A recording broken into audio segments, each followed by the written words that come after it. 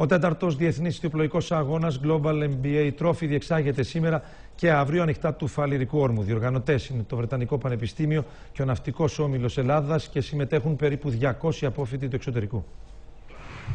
Για τέταρτη συνεχόμενη χρονιά, το Βρετανικό Πανεπιστήμιο και ο Ναυτικός Όμιλος Ελλάδος διοργανώνουν διεθνείς ιστιοπλοϊκούς αγώνες ανοιχτά του Φαλιρικού Όρμου. Είμαστε πραγματικά πολύ ενθουσιασμένοι που οι συμμετέχοντες επιστρέφουν στην Ελλάδα κάθε χρόνο για αυτό τον ιστιοπλοϊκό αγώνα που είναι μοναδικός στο είδος του και συγκεντρώνει πανεπιστήμια από όλο τον κόσμο. Στους αγώνες συμμετέχουν πληρώματα από τα 15 top MBA πανεπιστήμια του κόσμου. Οι συμμετέχοντες είναι περίπου 200, απόφοιτοι πανεπιστημίων, σημαντικά στελέχη και επιχειρηματίες. Ελπίζουμε να διατηρήσουμε μια μεγάλη παράδοση αυτόν τον αγώνα και να συνεχίσει για πάρα πολλά χρόνια που έρχονται. Οι αγώνες ολοκληρώνονται το Σάββατο το απόγευμα και αμέσως μετά ακολουθεί η τελετή απονομής. Παρόντες θα είναι ο πρέσβης της Μεγάλης Βρετανίας Dr. David Landsman, εκπρόσωποι άλλων πρεσβειών και μεγάλων επιχειρήσεων.